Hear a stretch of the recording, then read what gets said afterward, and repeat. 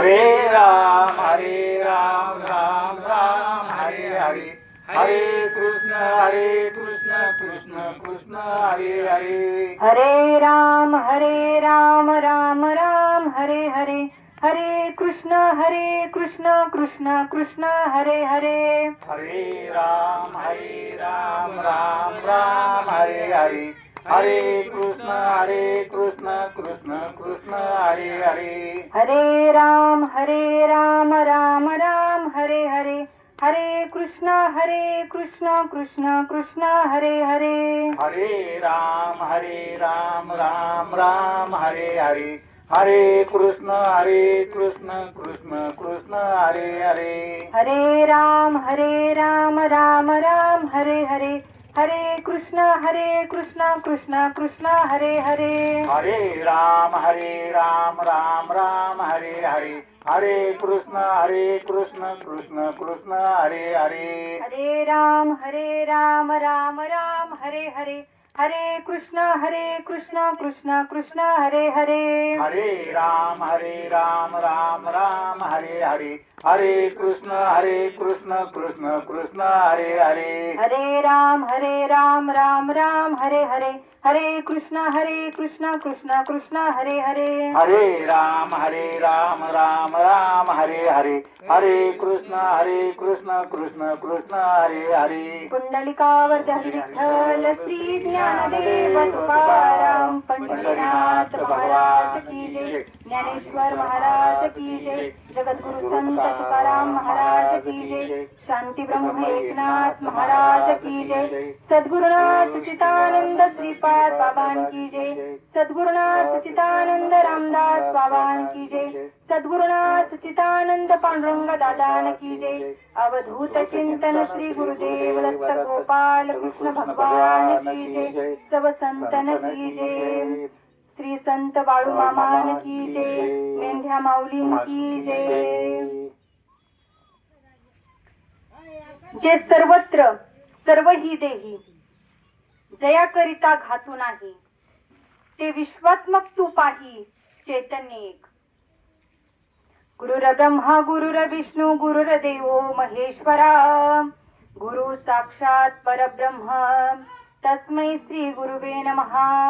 ओम ब्रह्मानंदं परमसुखदं केवलं ज्ञानमूर्ती, द्वंद्वातीतं गगनसदृशं तत्त्वमस्यादिलक्षणम्, एकं नित्यं विमलमचलं सर्वधी साक्षीभूतं, भावातीतं त्रिगुणरहितं सद्गुरु तन्नमामि, सद्गुरु तन्नमामि. श्रीपादनाथं गुरुराजवैर्यं मुमुक्षाणां ज्ञानदानैक्यदक्षं, घोटी क्षेत्रे निवासिनं तन्नमामि वेदविंदान् वरिष्ठं. जयाचा जनी जन्मनामार्थ झाला, जयाने सदा वासनामात केला, जयाच्या मुखी सर्वदा नाम कीर्ती, नमस्कार त्या ब्रह्म चैतन्य मूर्ती. ध्यान मूलं गुरुमूर्ती, पूजा मूलं गुरुपदं, मंत्र मूलं गुरुवाक्य, मोक्ष मूलं गुरुकृपा.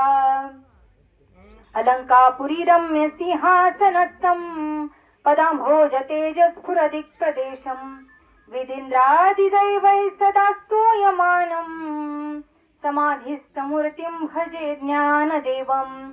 आतरले हे आपुले चौफाळुनिया भले, बरी बैसौ पाऊले श्री गुरूंची, ते नमस्कारोनी आता. जे सर्वत्र सर्व ही देही जया करिता घातू नाही, ते विश्वात्मक तू पाही चैतन्य एक. प्रस्तुत प्राप्त प्रसंगी प्रवचन रूपी सेवेकरता म्हणून निवडलेली ओवी ईश्वरी ज्ञान असणारा ग्रंथ ज्ञानेश्वरी याच्यामधील दुसऱ्या अध्यायामधील 30 क्रमांकाच्या श्लोक खाली आलेले ह्या ओव्या आहेत. तर पहा, ज्ञानेश्वर महाराज प्रस्तुत ओवीमध्ये सांगतात, अर्जुनाला भगवान श्रीकृष्ण उपदेश करत असताना काय झालं, काय स्थिती झाली ते सांगतात. जे सर्वत्र सर्व ही देही जे काही भगवान श्रीकृष्ण अर्जुनाला सांगतात, अर्जुना काय कर, जे सर्वत्र भरलेलं आहे, सर्वांच्या देहामध्ये सुद्धा आहे, सर्वत्र सर्व ही देही, ज्याचा केल्यानंतर कोणत्याही प्रकारचा घात होत नाही, जयाकरिता घातू नाही. कसला घात आपण पुढे पाहणार आहोत प्रवचनामध्ये.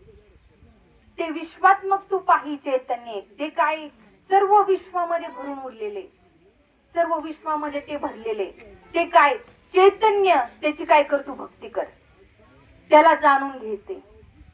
भगवान श्रीकृष्ण अर्जुनाला गीता सांगितली, फक्त अर्जुनाला सांगितली का? अर्जुनाचे निव्याचे गीता प्रकाशोनी श्रीराजे, संसारा एवढे थोर ओझे फेडिले या जगाचे. अर्जुनाचं निमित्त करून श्रीकृष्णांनी काय केलं? आपल्या सर्वांना उपदेश केलाय. अर्जुनाचं फक्त निमित्त आहे. निमित्ताचा धनी केला असे प्राणी. निमित्त, अर्जुनाचं निमित्त केलं आणि आपल्या सर्वांना उपदेश केला. आपण सर्व अर्जुन जसा भ्रमामध्ये पडले ना, की माझे चुलतेत, हे नातलगे आहेत, ह्यांचा कसा मी करू, भ्रमामध्ये पडला होता. हे सगळे माझे आहेत, युद्ध कसं करू मी, हे माझे म्हणून त्याच्यामध्ये गुंतला होता. आपण आपलं तर तेच चाललंय ना, माझे म्हणूनच गुंतलोय सगळ्यामध्ये. मामा सुद्धा सांगतात, पहा माझ्याकडे मामांचं वचन आहे, माझ्याकडे यायचंय ना, अहंकार सोडून या.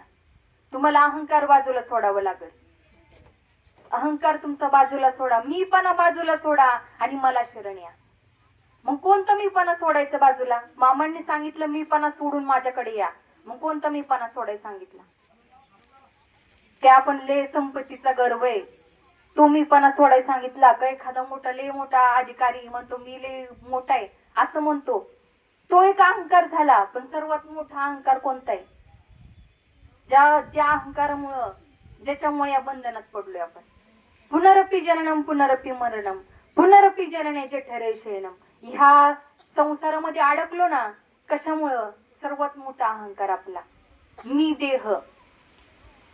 रात्रंदिवस म्हणतोय ना, मी सखाराम आहे, मी तुकाराम आहे, मी म्हणते मी सोनाली आहे, कोण म्हणते मी गंगूबाई, मी सखूबाई, काय म्हणते मी. पण मी आहे का ते? मी म्हणजे गंगूबाई, मी सखूबाई नाही. आतापर्यंत काय म्हणतोय? देह म्हणजेच मी आहे. हा देह म्हणजे काय? मी आहे. डॉक्टरकडे गेल्यावर काय म्हणतो? माझा हात दुखतो. हात दुखत असेल तर माझा हात दुखतो का? मी हात दुखतो म्हणतोय, माझा हात दुखतोय. मग मी ह्याच्यापासून काहीतरी वेगळं आहे ना. माझा हात दुखतोय म्हणजे मी ह्याच्यापासून काहीतरी वेगळं आहे. म्हणजे माझं डोकं दुखतंय, मग डोकं म्हणजे आपण आहे का? माझं डोकं दुखतंय आणि मी कुठे त्याच्यामध्ये? माझा पाय दुखतोय, माझी कंबर दुखती, डॉक्टरांकडे गेल्यानंतर म्हणतो, मग मी कुठे? अरे मीची आपल्याला ओळख करून घ्यायची. इथं आलोय ना, आणि ज्यावेळेस त्याची खरं ओळख होईल ना, त्यावेळेसच हा सगळा अहंकार बाद होईल, त्यावेळेसच अहंकार सुटेल. जोपर्यंत हा अहंकार सुटत नाही ना, तोपर्यंत मामांची तेव्हाच खरं सार्थक होईल. मामा म्हणतील खरंच त्याची भक्ती खरी फळाला आली. जोपर्यंत अहंकार जात नाही तोपर्यंत देव सुद्धा अंगीकार करत नाही. बाळू मामा म्हणजे साक्षात कोण आहे? ईश्वरच आहे, जगाचा मालक आहे. म्हणतात की तिळभर जरी होई अभिमान, मेरू तो समान भार देवा. त्याच्या भक्ताला जर तिळभर जरी अभिमान झालं ना, तर देवाला किती भार होतो. मेरू पर्वत, सर्वात मोठा पर्वत, जगामध्ये सर्वात मोठा पर्वत कोणता असेल तर तो मेरू पर्वत आहे. आणि तेवढा भार देवाच्या डोक्यावरती होतो त्याच्या जर भक्ताला अहंकार झाला तर. मग मामांना किती दुःख होत असेल.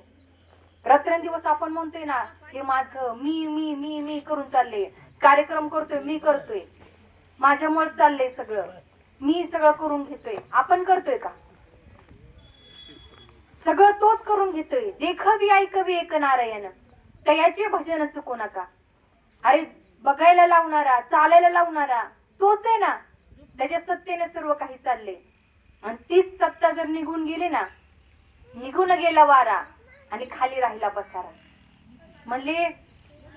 काल म्हणले मामांना भेटले मी, काल रस्त्याने जाताना दिसले, विचारपूस केली मामांची, बरे का बुरे सगळं विचारलं. आणि दुसऱ्या दिवशी अचानक सकाळी बातमी का आली, म्हणले मामा गेले. मामा गेले. आता म्हणले चला मामांना भेटायला जाऊ. भेटायला गेलो. मामा समोर पडलेत, असे समोर पडलेले. म्हणलं मामा तर इथंच येत, आणि कुठे गेले मामा? मामा तर आहेत नाही तर पडलेले. आतापर्यंत काय म्हणतोय, ह्या हालाच मामा म्हणतोय ना. मग मामा तर समोर पडले, तर मग कोण गेलं? मामा तर आहेत इथंच. मग कान जागेवर येतं, डोळे जागेवर येते, सगळे हात पाय सगळे व्यवस्थित येतं. मग काय गेलं त्याच्यामधलं? आता त्याला आपण त्यांच्या समोर किती जरी मोठे मोठ्याने कीर्तन लावलं, ऐकू येतं का? त्यांच्या समोर किती जरी रडलं, आरडाओरडा केला, त्यांना दिसतंय का? त्यांच्या समोर पंचपक्वानांचं जेवण आणून ठेवले, आता त्यांना ते खाता येते का? आणि ज्याच्या सत्तेने सर्व काही करत होता ना, ती सत्ता म्हणजे आपण आहे. पडलेले खरे नाहीत, खरे कोणते? तर गेलेले ते खरे मामा आहेत, आणि तेच खरे आपण आहेत. ज्ञानेश्वर महाराज सुद्धा म्हणतात, ज्ञानदेव म्हणे भज आत्मदेवा, अखंडित सेवा करा त्याची. काय करा तुम्ही? त्या आत्मदेवाला भजा. आत्मा इथं मला सांगा, कोणाकडे आत्मा नाही? दिसतोय का? दिसत नाही तरी सुद्धा काय म्हणले, हवा दिसती का? तरी सुद्धा हाय. या तसंच आत्मा सुद्धा, आत्म्याचा अनुभव घ्यायचाय ना, तर सद्गुरूंकडे जावं लागतं. सद्गुरु वाचवणी सापडे ना सोय, धरावे ते पाय आधी आधी, आणि त्या आत्मस्वरूपाची ओळख करून घ्यायची. म्हणले जसं आपल्या जमिनीमध्ये पाणी, आपल्याला आपलीच जमीन आहे, 7 आपल्याच नावावरती, आणि आपल्या जमिनीमधलं पाणी आपल्याला काढायचे. कुठं जरी बोर घेतला तरी जमन का? कुठं बोर घ्या, कुठं पण विहीर खांदा, लागन का पाणी? काय करावं लागन? पाण्याकडे जावं लागन ना, पाण्याला शरण जावं लागन. पाण्याला काय करीन?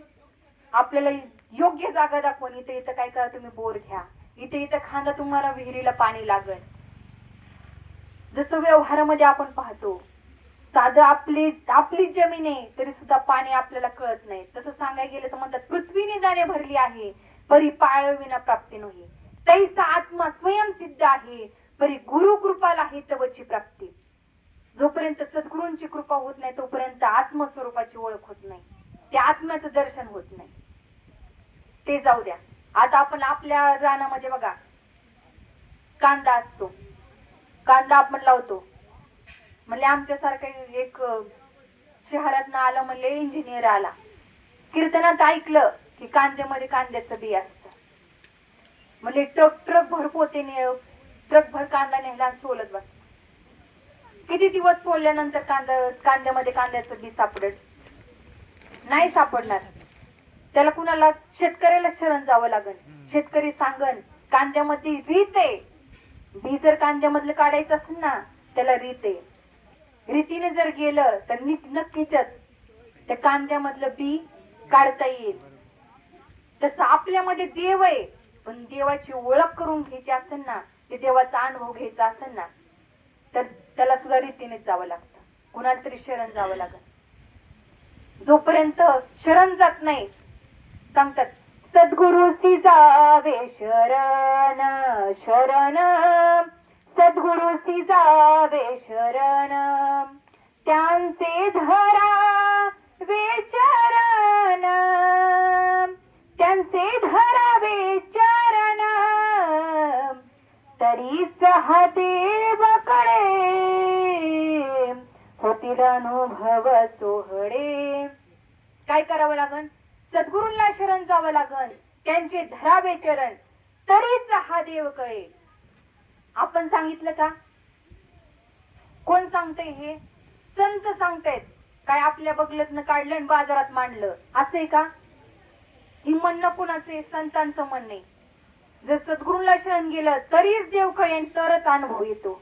म्हणजे आत्म्याचा महाराजांनी सांगितलं, म्हणले की प्रवचनामध्ये आत्म्याचा अनुभव घ्यायचाय, आत्म्याचं दर्शन घ्यायचंय, आत्म्याची भक्ती करायची. म्हणले चला डॉक्टरकडे जाऊ, आणि डॉक्टरांना सांगू ऑपरेशन करा आणि माझा आत्मा तेवढा बाहेर काढा, त्याची माझी ओळख करून घेतो, राम राम घालतो, गंध बुक्का लावतो, त्याची पूजा बिजा करतो आणि परत आतमध्ये घाला.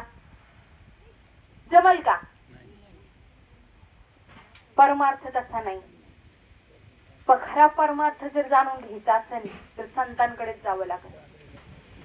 काय झाले, आपलं चुकले, वाट चुकली आपल्याला. मला जसं इथं वांगदरीला यायला बाबांची मामांच्या या मंदिर मेंढ्या माऊलींच्या मंदिरामध्ये यायला जसा रस्ता माहित नव्हता, माऊलींना रस्ता माहित होता. त्यांना विचारलं, त्यांनी योग्य रस्ता सांगितला. तसं आपला रस्ता चुकल्यानंतर कुणाला तरी विचारलं पाहिजे ना. आपण अहंकारामध्ये की नाही नाही आम्ही खूप मोठे महाराज आहेत, आम्ही एवढ्या वर्ष झालं परमार्थ करतोय, 12-12, 13-13 वर्ष, 24-24 वर्ष झालं आमचा परमार्थ चालू आहे. आम्ही कोणाला शरण जात नसतो, आम्ही कोणाला विचारत नाही, आम्ही खूप मोठे. हाच अहंकार सोडायचा. आपण खूप मोठे तर आपण काहीच नाही. देवाने प्रत्यक्षाने जाणीव करून दिली. पाठीमागं बघा की 4-5 दिवसापूर्वी किती पाऊस पडला, भरपूर आला नदीला, किती गावच्या गाव वाहून गेली, काही ठिकाणी भूकंप झाला, कित्येक घर जमीनदोस्त झाली. अरे देव सांगतोय आपल्याला इथं तुमचं काहीच चालत नाही, तुमच्या हातामध्ये काहीच नाहीये. तुम्ही व्यर्थच म्हणताय मी करतोय. या गारवामध्ये बसलाय, हे माझे, मीच सगळं करणार आहे. या गारवामध्ये आपण फुगून बसले आणि देवाची जी भक्ती आहे ती आपण विसरले. आणि आईच्या गर्भामध्ये विसरलो होतो, तेच फक्त ओळख करून घ्यायची. आता सद्गुरू दुसरं काही करत नाहीत. संतांना शरण जायचं म्हणजे संत काय बाहेरून काहीतरी आणून आपल्याला देत नाहीत, ते जवळच आपल्याला ओळख करून देतात. जवळच आहे, आत्मा आपल्या जवळच आहे, देव जवळच आहे. फक्त काय त्याची ओळख नाही, त्याची अनुभूती नाही. देव सदा जवळी वसे. एकनाथ महाराज सांगतात, देव सदा जवळी वसे, या लागी जन कैसे वेडे पिसे, पाहो जाती देशो देशे, ज्याला कळला तो गदगदा हसे. अरे सांगतात देव जवळच आहे, देव सदा जवळी वसे. यालासाठी देव शोधण्यासाठी म्हणले लोक वेडे झालेत. देव शोधण्यासाठी, देव इथं भेटत नाही म्हणून लांब लांब दूर दूर देशामध्ये देव शोधण्यासाठी जातात. याच्यासाठी लोक वेडे झालेत म्हणले. ज्याला कळलं ना तो म्हणले यांना हसतो. अरे देव जवळच असून सुद्धा लांब लांब शोधायला जाते. कोण सांगते? एकनाथ महाराज सांगतात. काय आपल्या मनाचं काही नाही. एकनाथ महाराज सांगतात, मामांनी सुद्धा काय सांगितलं, लांब देव शोधायला लावला का जवळ शोधायला लावला? जवळच देव शोधायला लावला त्यांनी, लांब देव शोधायला लावला नाही. म्हणले नाहीत या मंदिरामध्ये जा, इकडे तुम्ही तीर्थयात्रेला जावा, मग तुम्हाला देव भेटेल. ते काय म्हणले, मुक्या प्राण्यांची सेवा करा, त्यांच्यामध्ये देव भेटेल. एखाद्या गरजूला काय करा, मदत करा, त्यांच्यामध्ये सुद्धा देव आहे. जसे एकनाथ महाराजांनी पहा, कावड घेऊन रामेश्वरला निघाले होते.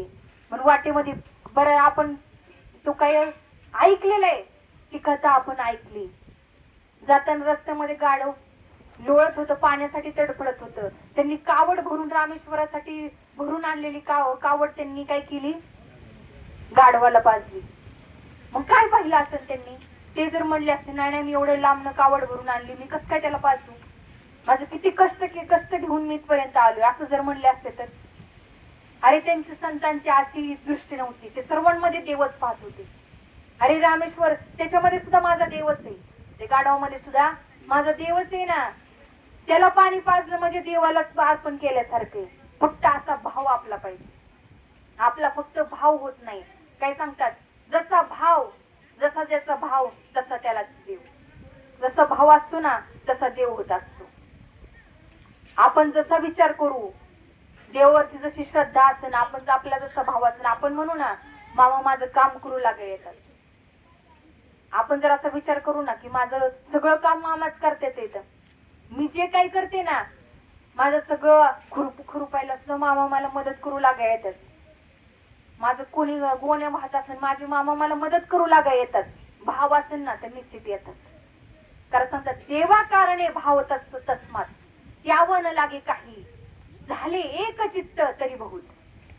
त्याला काही देवा लागत नाही देवाला. ते म्हणतात फक्त तुमचा भाव मला पाहिजे, तुमचं चित्त मला अर्पण करा, दुसरं काहीच नको. चित्त अर्पण करायचं म्हणजे म्हणजे नेमकं काय करायचं?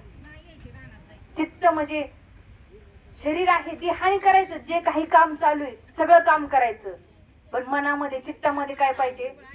मामा मनामध्ये पाहिजे, त्यांचं नाम मनामध्ये पाहिजे. बाकी सगळं काम करा पण चित्तामध्ये देव पाहिजे. जसं म्हणजे नाव आहे, समुद्रात नाव असते,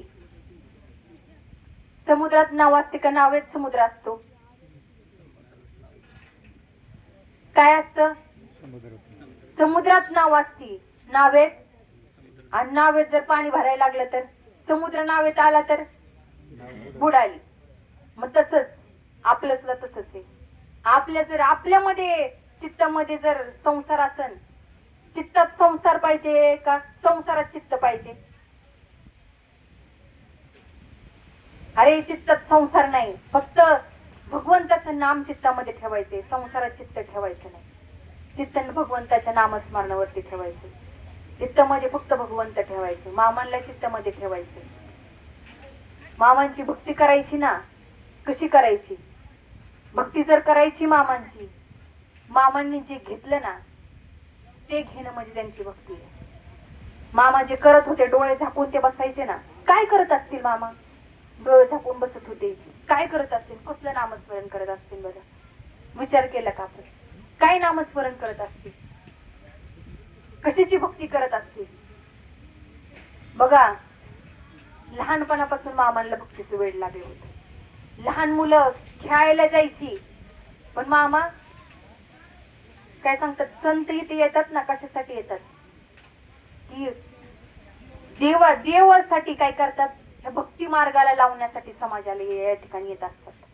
बुडते हे जन न देखवे डोळा, आम्ही वैकुंठवासी आलो याची कारणाची, बोलिले जे ऋषी साच व्हावे वर्ताया. झाडू संतांचे मार्ग, आम्ही कुठनं आलो म्हणले? वैकुंठामधनं आलोय. मामा कुठनं आले होते? वैकुंठामधनं आलो याची कारणाची. कशासाठी आले होते? बोलिले जे ऋषी साच व्हावे वर्ताय. पाठीमागे जो मार्ग सांगून दिला ना साधू संतांनी, कोणता मार्ग सांगितला तो आपण पाहणार आहोत. कोणता मार्ग सांगितला? तो जो मार्ग आहे ना, हे लोकांपर्यंत पोहोचवण्यासाठी आम्ही आलो, लोकांना भक्तीला लावण्यासाठी इथं आलो. मामा काही आपल्यासारखे सर्वसामान्य नाहीत. ते कुठनं म्हणले? संत येतात, आपण येतो आपलं कर्म सगळं भोगण्यासाठी. आपलं कर्म शिल्लक राहिलं म्हणून आपण आलो. पण संत त्यांचं कर्म शिल्लक राहिलं नसतं, त्यांनी इथे येण्याची गरज नसती, पण येतात कशासाठी? आपल्यासाठी येतात.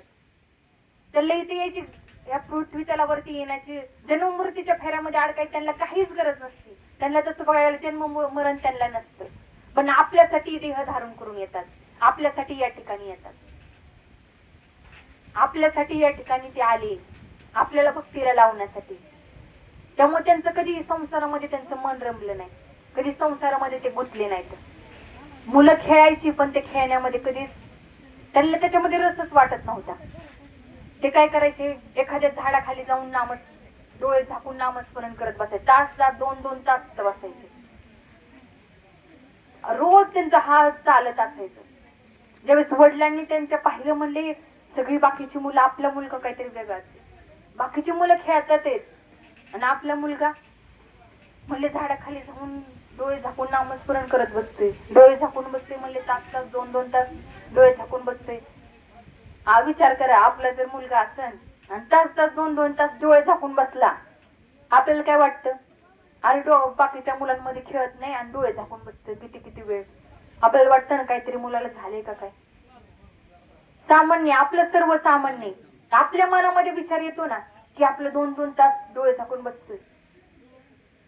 त्यांच्या मनामध्ये त्यांनी विचारलं, म्हणले अरे त्यांचं लहानपणीचं नाव बाळप्पा. अरे म्हणले बाकीची मुलं खेळतात आणि तू डोळे झाकून बसतोय. म्हणले तुला खेळायला नाही जायचं मुलांमध्ये, तू का खेळत नाही त्यांच्यामध्ये? त्यावेळेस छोटे असणारे बाळूमामा सांगतायत, बाळप्पा सांगतो म्हणले मला याच्यामध्ये माझं मनच रमत नाही, मला ह्या खेळण्यामध्ये मला रसच वाटत नाही, मला ते फक्त विठ्ठलाच्या नामस्मरणामध्ये मला गुंग व्हावं वाटतं, ह्याच्यामध्ये मला रस वाटत नाही. लहानपणापासूनच त्यांना विरक्ती निर्माण झालेली असतानाच मेंढ्या वाळण्याचं त्यांचं धनगर असल्यामुळं मेंढ्या वळण्याचं काम असायचं. मोठे झाल्यानंतर वडिलांना वाटलं आता काय मोठं झालं, थोडस वयात आल्यानंतर याचं काही संसारामध्ये याचं मनच लागत नाही.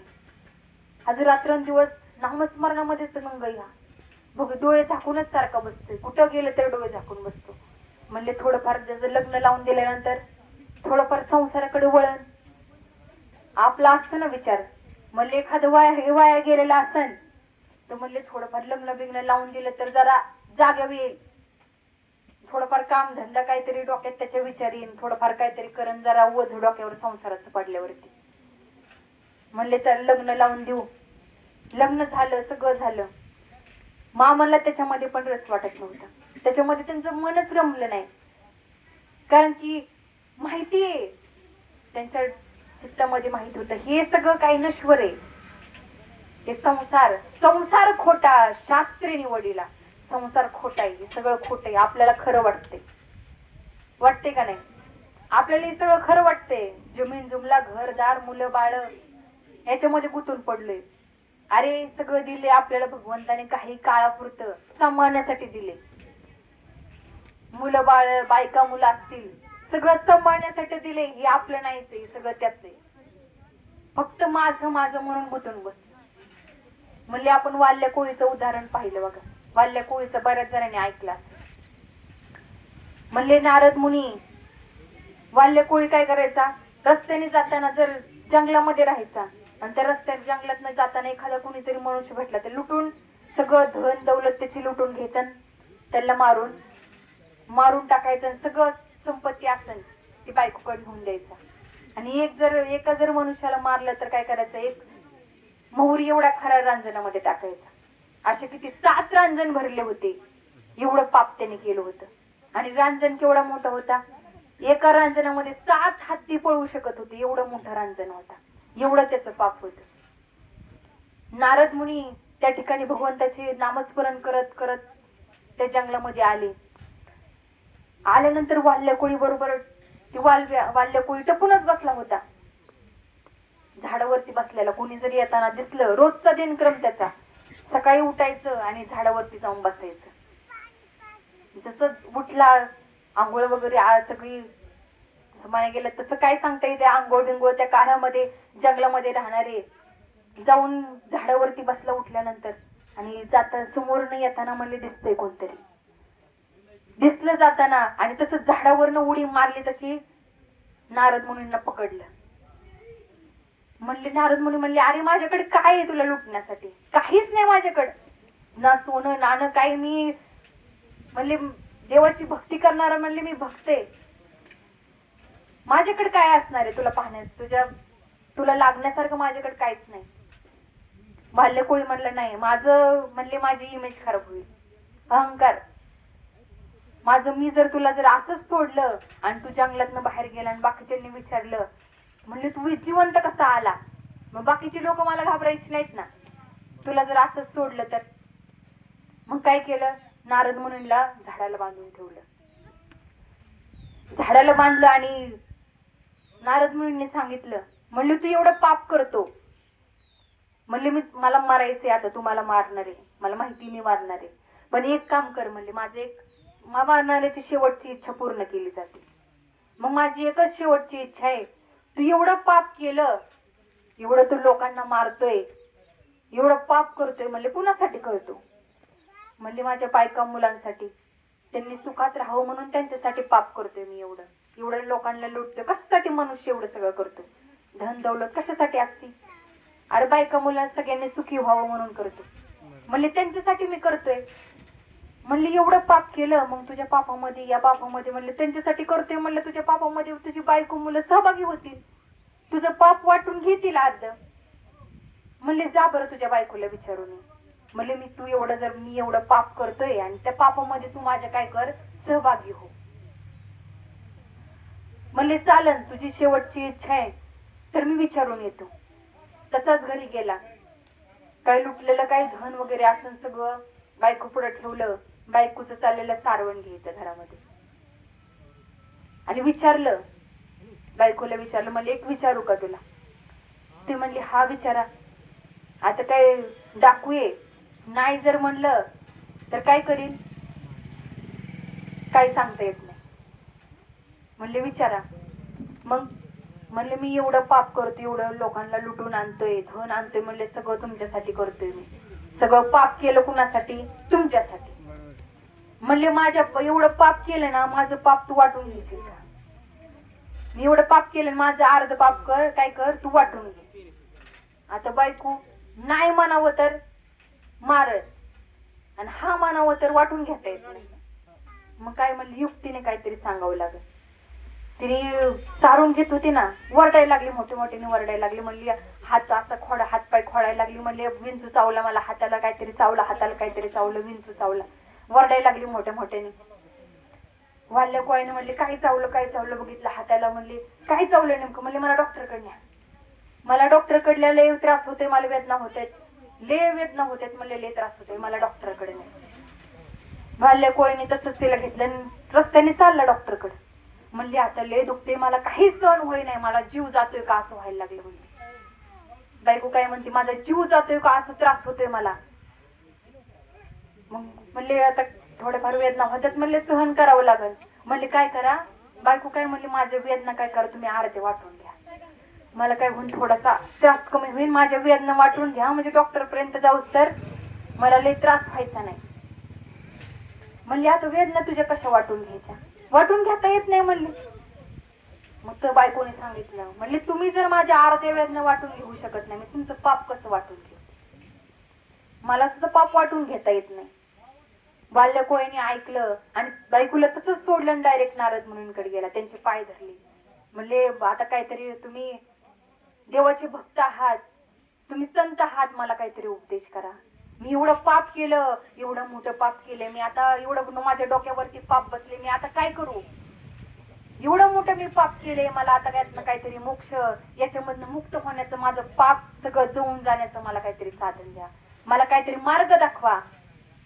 नारद मुनींना दया आली. म्हणले शरद संतांना दया येते, काही त्यांना दया येते. बुडते हे जन न देखवे डोळा, येतो कळवळा दयावेन, येतो कळवळा. त्यांना कळवळा येतो, ते अंतकरण ते तुटत असतो. आपल्या ह्या सर्वांना ह्याच्यामध्ये अडकताना पाहून सुद्धा मामांचं अंतकरण ते तुटत असत.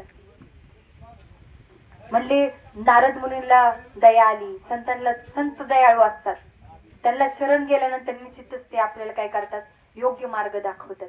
फक्त शरण गेलं पाहिजे, शरण गेलं तर निश्चित मार्ग दाखवतील. आणि ज्यावेळेस नारद मुनींना शरण गेले, नारद मुनींनी सांगितलं, म्हणले काय कर, आता एवढं पाप केले, आता फक्त एकच कर. म्हणले तू देवाचं काय कर, राम राम म्हण. राम राम म्हणता येत होतं का? म्हणता येत नव्हतं, मरा मरा म्हणत होता. पण तसं पाय गेलं तर ही सांकेतिक खूण आहे. राम राम म्हणाय सांगितलं म्हणजे ही सांकेतिक खूण सांगितली. वाल्मिक ऋषी होते त्यावेळेस राम होता का? वाल्मिक ऋषीने नंतर रामाच्या अगोदर रामायण लिहून ठेवलं, एवढी त्याची योग्यता झाली. मग त्यावेळेस राम होता का? राम राम म्हणाय सांगितलं म्हणल्यावरती त्यावेळेस राम नव्हता ना. मग कोणता राम म्हणाय सांगितला? तो आत्माराम. त्या आत्मारामाचं भजन त्यांनी दिलं होतं. सांगतात एक राम दशरथ का बेटा, एक राम गट गट में बैठा, एक राम का सकल पसारा, एक राम हे सबसे न्यारा. कोण? तो आत्माराम. त्या आत्मारामाचं त्याला भजन दिलं होतं वाल्मिक ऋषीला. आणि ज्यावेळेस त्या आत्मारामाचं त्यांनी भजन केलं, भजन करताना 12 वर्ष त्याची तपश्चर्या करून घेतली. 12 वर्ष एकाच जागेवर, या जागेवर उठायचं नाही सांगितलं. 12 वर्ष इथंच बसून राहा. त्याच्या अंगावरती वारू पार तयार झाली होती. एवढं त्यांनी तपश्चर्या केली, 12 वर्ष तपश्चर्या केली. सगळं पाप त्याचं धुवून गेलं. पावर आहे त्याच्यामध्ये. नाम घेता विठोबाचे पर्वत जळतील पापाचे. पापाचे पर्वतच्या पर्वत जाण्याची ताकद त्या नामामध्ये. वाल्ल्या कोळीचं पाप जळलं, मग आपलं, आपण तर सर्वसामान्य, आपलं सुद्धा पाप जळतं. फक्त ते साधन मिळालं पाहिजे जे मामांना मिळालं होतं ना, तेच साधन वाल्मिक ऋषीला नारद मुनी दिलं, ते साधन आपल्याला मिळालं पाहिजे. आणि ते जर नाम मिळालं ना, निश्चित जे काही पाप असू दे सगळं एका क्षणात थोडी होती पापाची. नाम घेता विठोबाचे पर्वत जळतील पापाचे. नाम संकीर्तन साधन पै सोपे, जळतील पापे जन्मांतरीचे. किती जन्मामध्ये पाप केलेला असेल, पाठीमाग जरी किती पाप केलेलं असेल ना, सगळ्याची राख रांगोळी होती एक नाम घेतल्यानंतर. आणि एवढी त्याची योग्यता झाली वाल्यकोळाची. वाल्मिक ऋषी झाला, रामाच्या आधी रामायण लिहून ठेवलं, एवढी त्याची योग्यता झाली. आपण सुद्धा त्या योग्यतेला जाऊ शकतो. आपण स्वतःला जे मिळालं ते आपल्याला मिळालं. तसे संत जीवनामध्ये आले पाहिजेत. आपण म्हणून त्या नारद मुनी होते तसले संत आता काही जीवनामध्ये येतात का? आता कुठे संत राहिलेत का? निश्चित येतात. जर तळमळ असेल मनामध्ये, जर इच्छा असेल ना, सांगतात की मनुष्य जन्माला मिळालाय ना, याच्यामध्ये 4 गोष्टी दुर्लभ आहेत. पहिली गोष्ट, मनुष्य देह मिळणं दुर्लभ आहे. नरदेह दुर्लभ जाना, शतवर्षाची गणना, या मध्ये दुःख यातना, तुम्ही आठवा मधुसूदना. नरदेह दुर्लभ आहे, मिळत नाही. ज्यावेळेस पाप आणि पुण्य समान होतं ना, त्यावेळेसच हा देह मिळत असतो. पाप जर जास्त झालं तर नरकामध्ये जावं लागतं, घाणेरड्या योनींमध्ये जन्म भेटतो. पुण्य जर जास्त झालं ना तर स्वर्गामध्ये जावं लागतं, स्वर्गामध्ये जातो. आपल्या सगळ्यांची इच्छा आहे परमार्थ करून आम्हाला स्वर्गाला जायचे. कित्येक जणांची इच्छा आहे परमार्थ केल्यानंतर स्वर्गात जायचे. पण स्वर्गामध्ये जाऊन सुद्धा ते सांगतात, स्वर्गातले तिथे गेलेलेत ना ते पछतावतेत.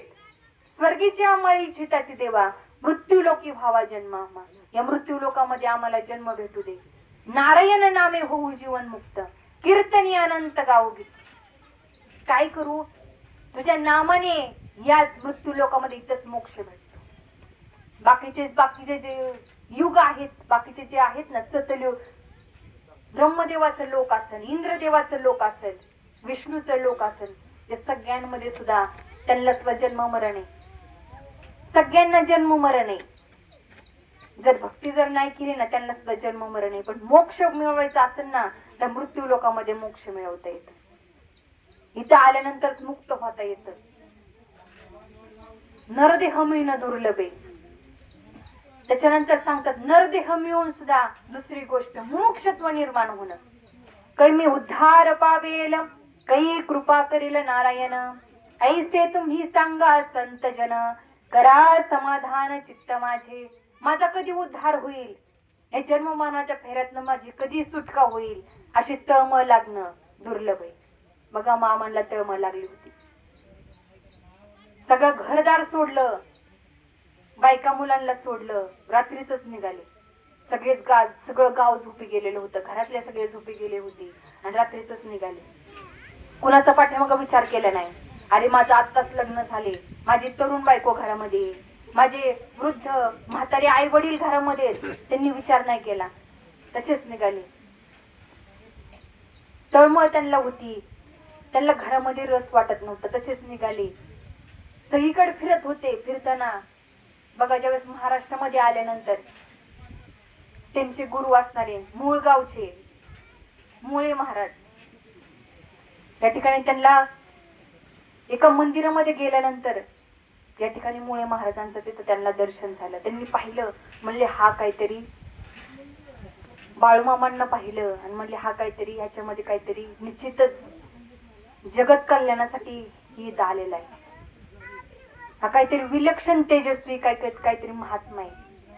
बाळूमामा गेले, मुळे महाराजांचे पाय धरले, म्हणले मला काहीतरी आता मोक्षाचा मार्ग सांगा, आत्मज्ञान मला द्या. मुळे महाराजांनी विचारलं, पहा बाळूमामांना ज्यावेळेस परीक्षा घ्यायची, गुरूंना परीक्षा घ्यायची होती, हा निश्चित तिथपर्यंत जाण्याच्या योग्यतेचा आहे का? परीक्षा घेतली.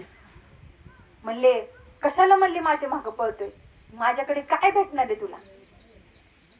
त्यावेळेस मामा म्हणतात, मला आत्मज्ञान पाहिजे, मला या संसारामध्ये रस वाटत नाही, मला आत्मज्ञान द्या, मला मोक्षाचं ह्याच्यामधनं सुटण्याचं काहीतरी साधन सांगा. म्हणले दुसरा प्रश्न विचारला, त्यांच्या गुरूंनी दुसरा प्रश्न विचारला. म्हणले अरे तुझं माझ्या मागे जर यायचं असेल ना, तुला हे मार्ग जर स्वीकारायचा असेल ना, म्हणले खूप कष्ट करावे लागते. घरदार तर तू सोडलेलंच आहे, भूक तहान ऊन वारा सगळं सहन करावे लागेल. खूप कष्ट आहे त्याच्यामध्ये. मामा म्हणले मला त्यांचे पाय धरले, मला काही नाही, मला तुम्हाला शरण यायचं, मला पाहिजे म्हणले, मला मोक्षाचं साधन द्या. आणि ज्यावेळेस मुळे महाराजांनी काय केलं, गुरूंनी त्यांचे हात ठेवला, माथ्यावरती हात ठेवला, हात ठेविला मस्तकी, प्रसाद देवोनी केले सुखी. माथ्यावरती हात ठेवला. बघा सद्गुरूंची कृपा झाल्यानंतर हात ज्यावेळेस सद्गुरू डोक्यावरती हात ठेवतात ना, त्यांच्या स्पर्शाने कृपा होती.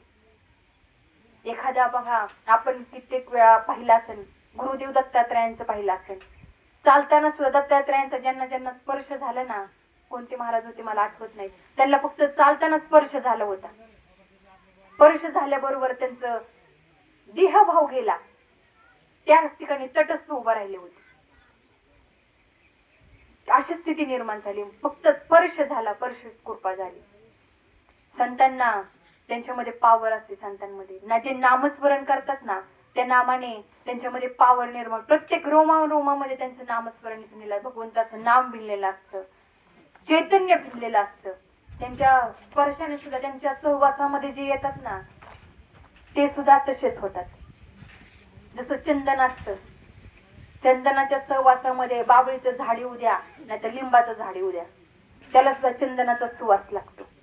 तसं संतांच्या सहवासामध्ये गेल्यानंतर त्यांचा परिणाम आपल्यावरती होत असतो. पहा, मेंढ्या असतील, बाळमामांच्या या मेंढ्या माऊली आहेत, किती रात्रंदिवस मामांच्या सहवासामध्ये होत्या. त्यांच्यावरती कृपा झाली ना, सहवासामध्ये जे जे आले ना, त्यांच्यावरती कृपा झाली. आज त्यांची समाधी. पहा ना, केवढी त्यांची योग्यता झाली फक्त सहवासामध्ये राहिल्यानंतर. एवढी संतांची पावर आहे, त्यांच्या सहवासाची पावर आहे. पहा, ज्यावेळेस मामांना डोक्यावरती हात ठेवला आणि मामांना त्या ठिकाणी गुरुने कानी फुंकला वारा, देह भाव गेला सारा. डोळ्यामध्ये कानामध्ये सांगितलं, ते ज्ञान दिलं जे ज्ञानेश्वर महाराजांना दिलं होतं, निवृत्ती दादांनी, जे महादेवाने पार्वतीला सांगितलं होतं, ते ज्ञान. मामा म्हणजे कोण आहेत? महादेवाचे साक्षात महादेवांचे अवतार. शंकराचा अवतार म्हणजे कोण आहेत? मामा आहेत. ज्यावेळेस मामांकडे आहे, होतच ते पहिल्यापासून, पण आपल्याला दाखवण्यासाठी, या जगाला योग्य दिशा दाखवण्यासाठी त्यांना गुरु करावं लागलं. गुरु करावे लागतं, कारण की जोपर्यंत इथं आलोय ना, जर मोक्ष मिळवायचा असेल ना, तर गुरु करावाच लागतो. देव आले, देवाला सुद्धा गुरु करावं लागला. कृष्णाला सुद्धा सांदीपन ऋषींना शरण जावं लागलं. रामाला सुद्धा वशिष्ठांना शरण जावं लागलं. परब्रह्म राम वशिष्ठ शरण. कृष्ण सांदीपन गुरु केला. राम परब्रह्म आहे, पण तरी सुद्धा गुरुंला शरण जावं लागलं. कृष्ण देव आहे, तरी सुद्धा गुरुंला शरण जावं लागलं. जोपर्यंत गुरु करत नाही ना, गुरु करावा बळकट, त्याचे धरावे मनगट, प्रश्न विचारावे दोन, मी कोण आणि देव कोण. याचं जो योग्य उत्तर देईल ना, ते खरे सद्गुरू. त्यांचे पाय धरायचे आणि ते निश्चित योग्य मार्ग आपल्याला दाखवते. जे सांगतात ना, म्हणले मंदिरामध्ये पंढरपूरला जा, तीर्थयात्रा करा, म्हणले रामेश्वरला जा, तिकडं देव आहे, तो खरा देव आहे. जे सांगतात ना, ते म्हणायचं ते खरे गुरु नाहीत. ते काय तर आपल्याच आमच्यासारखे महाराज आहेत म्हणायचं. जे सांगतात ना, तुमच्यामध्येच देव आहे, तुम्हीच देव आहात, तसं बघायला गेलं तर असंच आहे की पंढरपूरला देव नाही, रामेश्वरला देव नाही, असं नाही. आहे, चराचरामध्ये देव भरलेला आहे. एक सुईच्या टोका एवढी सुद्धा जागा शिल्लक नाही तर देव नाही. देव सर्वत्र भरलेला आहे, सर्वत्र आहे. फक्त काय नाहीये, जवळच्याची ज्यावेळेस ओळख करतो ना, त्यावेळेस सर्वत्र भरलेल्याचं दर्शन होतं. आधी जवळच्याची ओळख करायची, आत करा मात, मग कृपा करेल पंढरीनाथ. आधी आत मधल्याची ओळख करून घ्यायची, मग बाहेरचा दिसतो, मग बाहेर भरलेला दिसत. मामांना पहा, ज्यावेळेस गुरूंनी उपदेश केला आणि आता त्यांना सर्वत्र देव दिसायला, त्यांच्यामध्ये जे ज्ञान होतं ते आणखीन प्रगट झालं. त्या नामस्मरण केल्यानंतर रिद्धी सिद्धी प्राप्त होतात. बघा, मामांना जिथं जायचे ना, तिथं काही ना काहीतरी चमत्कार घडायचा. लोकांचे दुःख दूर करण्यासाठी जात होते, त्यांना रिद्धी प्राप्त होती. पण संत त्याच्या मागे लागत नाहीत. संतांना म्हणतात माहितीये ह्याच्या मागे जर लागलं ना तर बुडल्याशिवाय राहत नाही. रिद्धी सिद्धीच्या पाठीमागे लागल्यानंतर काय होतं, अधोगतीला जातो. योग्य आपल्याला देवापर्यंत जायचंय, त्याच्यापर्यंत जायचंय, तिथपर्यंत जायचं असेल मध्ये ही काय करत आपल्याला भटकवण्यासाठी येत असतात. मामांनी जसं पाहिला, त्यांनी जर विचार केला असता हेच करत राहायचे, त्यांनी किती मोठे बंगले बांधले असते, किती किती मोठं नाव झालं असतं त्यांचं. पण त्यांनी कधीच याच्या मागे पडले, नावलौकिकाच्या मागे पडले नाही, नावाच्या मागे ते लागले नाही. त्यांनी सर्वसामान्यांचा, गोरगरिबां यांचा उद्धार करायचा, यांना योग्य मार्गाला लावायचे. याच्या मागे जर पैशा अडक्याच्या जर मागे पडलो ना तर परमार्थ होत नाही. करायचे सर्व करायचे, सगळं सोडायचं नाही. संसारी असावे असुनी नसावे, भजन करावे वेळोवेळा, सगळं करायचे पण असून नसल्यासारखं. जसं आळूचं पान आहे, आळूच्या पानाला पाणी चिटकून घेतं का अंगाला? पाण्यात बुडवलं तरी सुद्धा त्याच्यामध्ये ओलं होत नाही. अलगद बाजूला पाणी सगळं बाजूला निघतं, पान बाजूला निघतं. म्हणजे सुकर नाही. भाकरी थापल्यानंतर तव्यावरती भाजाय टाकली, जशी ती फुगती आणि पापुडा आणि ती भाकरी काय होतीये वेगळी, जसं ओढन तसं अलगद बाजूला निघती. तसं आपल्याला राहायचंय. जसं म्हणजे कमळ आहे, पाण्यामध्ये असतं पण पाणी चिटकून देतं का अंगाला? चिटकून देत नाही. तसं आपल्याला या संसारामध्ये राहायचंय पण अंगाला चिटकून द्यायचं नाही. आणि ती जी रीत आहे ना ती मामांना मिळाली होती आणि तेच वाटण्यासाठी मामा आले होते. तेच त्यांनी या सगळ्यांना ते वाटले आणि ते आपल्याला मिळालं पाहिजे. जसं महादेवांना ज्यावेळेस जे महादेवांनी पार्वतीला सांगितलं, क्षीर सिंधूच्या परिसरी शक्तीच्या कर्ण कुहरी नेनो जे त्रिपुरारी सांगितले ते हे हरीचे नाम, जे सकळ पापा करी भस्म, ते नाम ते मिळालं पाहिजे. म्हणजे नारद मुनींनी क लावली, माता पार्वतीकडे क लावली. म्हणले कळीचा नारद म्हणतात ना, उद्धार करायचंय यांना, योग्य पार्वतीला याच्यापर्यंत, ज्या नामापर्यंत, योग्य मार्गापर्यंत पोहोचवायचे. कळीचे नारद म्हणजे संत आहेत, ते काय उगाच भांडण लावत नाहीत, त्यांच्या मागे काही ना काहीतरी उद्देश असतो. त्यांना सांगितलं, म्हणले महादेव म्हणले सदाशिव आहेत, गाळ्यामध्ये एवढे म्हणले मुंडाची माळ घालते, तर म्हणले मुंडकी कुणाची ते गळ्यामध्ये घालून फिरतात. म्हणले एक क्षण सुद्धा ते काय करतात बाजूला काढत नाहीत, तरी सुद्धा त्यांच्या गळ्यामध्ये ती मुंडांची माळ असते. म्हणले ती कुणाची आहे? म्हणजे तुम्हाला सांगितलं का? माता पार्वती म्हणली माझ्यापासून काही लपवत नाहीत, प्रत्येक गोष्ट मला सांगतात. माझं एवढं प्रेम आहे, त्यांचं एवढं प्रेम आहे म्हणले माझ्यावरती, एक गोष्ट सुद्धा माझ्यापासून लपवून ठेवत नाहीत. जे काय असेल सगळं मला सांगतात. म्हणले मग हे सांगितलं का? म्हणले नाही, मला सांगितलं नाही म्हणले ते. मग म्हणले कसलं प्रेम आहे तुमचं? आता पार्वती माता बसल्या ना रुसून. म्हणले एवढं सगळं मला सांगता, मग हे मला कसं काय सांगितलं नाही, हे माझ्यापासून कसं काय लपवून ठेवलं? म्हणले जाताना नारद मुनी निघाले, तिकडून महादेव आले. महादेवांनी पाहिलं, मुले नारद मुनी चालले, तर इथनं निघालेत म्हणल्यावर काय ना काहीतरी क लावली, घरी आता चांगला स्फोटच होणार. म्हणले काय चालले? नारद मुनींनी नमस्कार केला. म्हणले काय बरे ना? म्हणले हो बरे. निघून गेले. महादेव आले. घरामध्ये आल्यानंतर पार्वती माता रुसून बसल्या. म्हणले काय झालं? म्हणले पार्वती अशी का रुसून बसली? म्हणले नाही, मला तुमच्या बरोबर बोलायचं नाही. म्हणले का? काय झालं नेमकं? काय म्हणले चुकलं का माझं? महादेव विचारतात पार्वतीला. नाही म्हणले, तुम्ही माझ्यापासून एक गोष्ट लपून ठेवत नाही. मग म्हणले तुमच्या गळ्यामध्ये जी मुंडांची माळ आहे ती म्हणले कुणाची? कुणाची मुंड आहेत ते? कुणाची मुंड गळ्यामध्ये घातली? तेव्हा महादेवांनी म्हणले अरे पार्वती, म्हणले एवढंच ना? म्हणले ती तुझीच आहेत, ही मुंड आहेत ना, हे म्हणले तुझीच आहेत सगळे. मग म्हणले माझे? कस काय माझे? म्हणले तू कित्येक जन्म घेते ना, अनंत जन्म घेतले तर प्रत्येक जन्मामध्ये तुझं मरण आल्यानंतर म्हणले तुझं एक मुंडकं काय करतो मी, तुझी आठवण म्हणून ते गळ्यामध्ये घालतोय. म्हणले मी माझे मुंडकं गळ्यामध्ये घालता, म्हणले मी मरते आणि तुम्ही कसं काय मरत नाही? मग प्रत्येक जन्मामध्ये तुम्ही माझ्या बरोबर असता, मग तुम्ही मरत कसं काय? म्हणले मी मरत नाही, म्हणले मी अमर आहे. म्हणले तुम्ही अमर आहे, मग मला का नाही अमर केलं? मला सुद्धा अमर व्हायचंय, मला सुद्धा सांग, मला सुद्धा अमर करा. म्हणले तुला अमर व्हायचंय ना, मग ते अमृत घ्यावं लागतं, अमरत्वाचं ते अमृत घ्यावं लागतं. म्हणले मग तरच अमर होतं. म्हणले अमृत, मग मला पण घ्यायचे. मग म्हणले इथं सांगता येत नाही ते जर ऐकायचं असेल ना, ते अमृत पाहिजे असेल ना, तर इथं नाही सांगता येत. म्हणले तुला काय करावं, एकांत ठिकाणी जावं लागेल. म्हणले चला जाऊ. म्हणले इथं का सांगता येत नाही? म्हणले इथं नंदी, इथं सगळे देव सगळे गण आहेत, त्यांच्या समोर ते सांगता येत नाही, ते एकांतामध्ये सांगावं लागतं.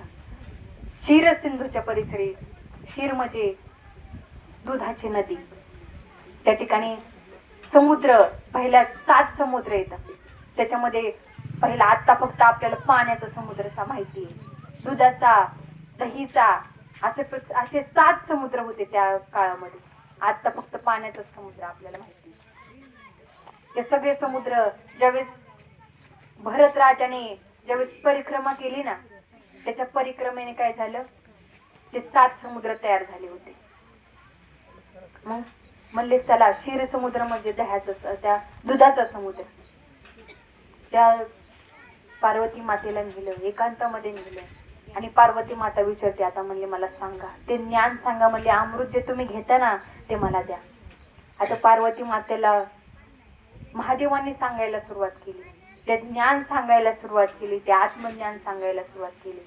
पार्वती मातांनी ऐकलं, ऐकल्याबरोबर त्या स्थितीमध्ये, त्या तंद्रीमध्ये गेल्या, मूर्छित त्या जिथे ही स्थितीमध्ये समाधी लागली पार्वती मातांची, आणि त्या खाली पडल्या.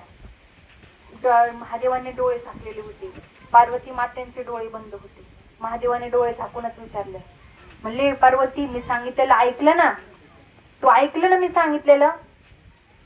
पार्वती माता तर समाधी लागलेली, त्यांना काहीच ऐकू येत नव्हतं. त्या समाधी त्या तंद्रीमध्ये लागलेल्या, आणि त्या समुद्रामध्ये माशाच्या पोटामध्ये असणारे मच्छिंद्रनाथ, त्यांनी ऐकलं आणि त्यांनी होकार दिला. म्हणले हो मी ऐकले. म्हणले पुरुषाचा आवाज कसं काय येतो?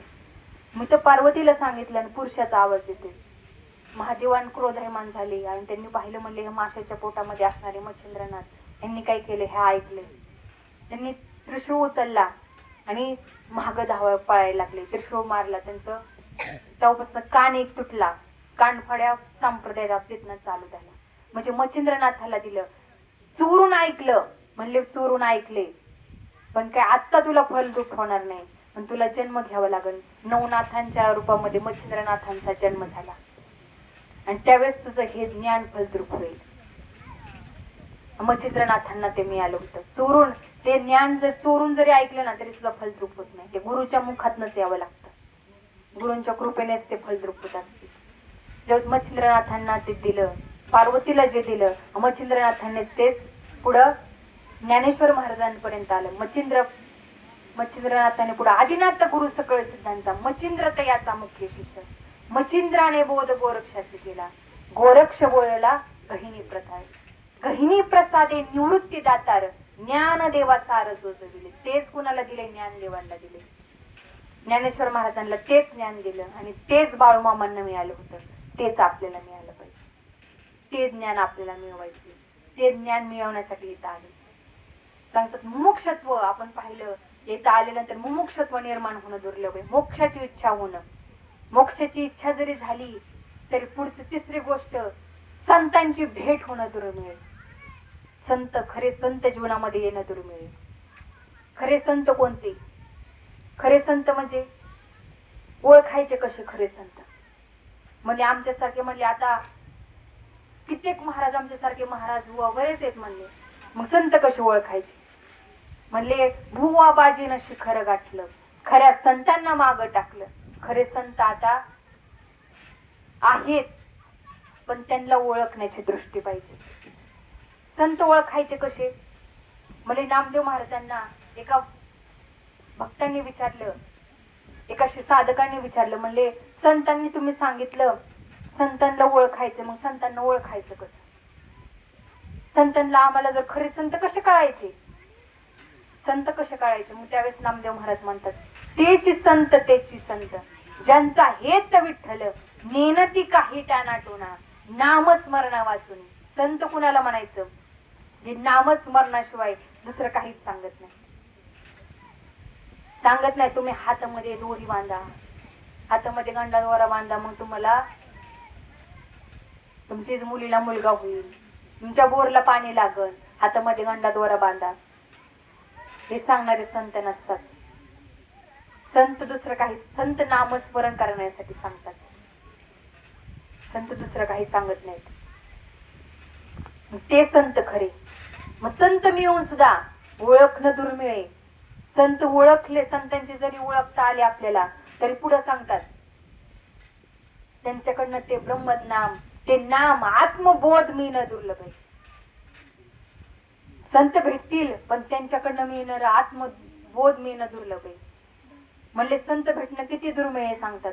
चंद्र अमृत सके सेववेल, असता जाता रवी धरवेल, बाह्य हेळा सागर तरवेल, परी त्या साधूची भेट होईना होईल का? म्हणजे आस्ताला जाणारा जो सूर्य आहे ना, तो म्हणले थांबवता येईल. शांडिल्य नावाची पतिव्रता होती पहा, ते 6 महिने सूर्य उगूच दिला नव्हता. मला वाटते मावळू दिला नव्हता. तुझ्यासारखं काय एखादं कवचित एखादं कुणीतरी असं होईल, सूर्य थांबवता येईल. बाह्य हेळा सागर तरवेल, बाहुल्य म्हणले समुद्र तरून जाता येईल. अशक्य, पण सावरकरांसारखं त्यांनी काही अंशाने समुद्र तरून घेत पोहत पोहत समुद्र त्यांनी काय केला होता? पार केला होता. म्हणले अशक्य, पण कदाचित ते सुद्धा शक्य होईल. चंद्रामृत सुखे सेववेल, चंद्राकडनं मिळणारा अमृत पहा. कोजागरी पौर्णिमेच्या वेळेस बघा, आपण काय करतो? दूध तापवतो आणि 12 वाजता रात्रीच्या बरोबर काय करतो? चंद्र त्याच्यामध्ये पाहतो आणि ते अमृत, ते दूध काय करत असतो? प्राशन करत असतो. कशामुळं? अरे त्या दिवशी चंद्र अमृताचा वर्षाव करत असतो आणि ते जर कदाचित एखादा थेंब आपल्या त्या पात्रामध्ये पडेल आणि आपल्याला ते अमृत भेटेल. याच्यामुळे ते आपण त्या दिवशी अमृत काय करत असतो? ते दूध पित असतो. म्हणले अशक्य, पण ते सुद्धा शक्य होईल. पण म्हणले साधूची भेट होणं दुर्मिळ, याच्यापेक्षा दुर्मिळ. एवढं सगळं शक्य होईल, पण संत खरे भेटणं दुर्मिळ. फक्त संत ओळखता आले पाहिजेत, खरे संत कोणते. म्हणजे संतांकडनं ते नाम मिळणं दुर्मिळ आहे. बघा मामांना ते नाम मिळालं. त्या नामाची एवढी पावर आहे. तुमच्यामध्ये सुद्धा ते नाम घेतल्यानंतर म्हणजे नाम म्हणजे काय? ते कल्पवृक्ष आहे. जी कल्पना करेन ना ते सगळं खरं होतं. कल्पतरू तळवटी जो कोणी बैसाला, काय उणे त्याला सांग जोशी. ज्ञानेश्वर महाराज म्हणतात, श्री गुरु सारिका असता पाठी राखा, इतरांचा लेखा कोण करी, राजयाची कांता काय भिक मागे, मनाची या जोगे सिद्धी पावी. म्हणजे कल्पवृक्ष म्हणजे राजाची कन्या, राजाची बायको आहे. म्हणजे एखादी म्हणजे भिकारी तुकडे खाती, वाळलेले तुकडे खाती लोकांकडून मिळालेले. रस्त्याने बसताना राजाचा मुलगा त्यांनी पाहिलं, त्याचं मन आलं त्याच्यावरती आणि त्यांनी म्हणलं हिच्यावरच मला लग्न करायचे. नेलं, लग्न झालं, सगळं झालं. पंचपक्वानाचं जेवण आहे. मग तिला तेव्हा गोड वाटते का? तिला शिळे तुकडे खायची सवय. ती काय म्हणेन? मला हे गोड वाटत नाही. मला म्हणले ते तुकडे खायलाच मला चांगलं वाटते. तिला ते गोड वाटत नाही. म्हणजे जसं राजाची बायको आहे, तिला एवढं पंचपक्वान आहे, सगळं मिळाले, तिला काही कमी असतं का? काहीच कमी नसतं, सगळं तिला मिळतं. तसं म्हणजे कल्पतरू तळवटी जो कोणी बैसाल, म्हणजे कल्पवृक्षाच्या खाली बसलाय. कल्पवृक्ष म्हणजे हे नाम म्हणजे कल्पवृक्ष आहे. मामा म्हणजे कल्पवृक्ष आहेत. काय उणे, काय कमी आपल्याला? काहीच कमी पडत नाही. फक्त त्यांना श्रद्धा भाव, त्यांच्यावरती एकनिष्ठ भाव पाहिजे. त्यांच्यावरती एकनिष्ठ भाव पाहिजे फक्त आपला. जर पूर्ण श्रद्धा असेल, त्यांच्यावरती एकनिष्ठ भाव असेल ना, तर निश्चितच म्हणले कल्पवृक्षाच्या खाली बसलाय आणि काय शोधतोय, मनामध्ये कल्पना केली. काय कल्पना करायला पाहिजे त्याने? म्हणले एखादा मनुष्य एकाने म्हणले कल्पवृक्षाच्या खाली बसला, त्याला माहितच नाही कल्पवृक्ष, आणि तिथं गाढ झोपी गेला. आणि झोपेमध्ये त्याला असं वाटलं आता काय करावं.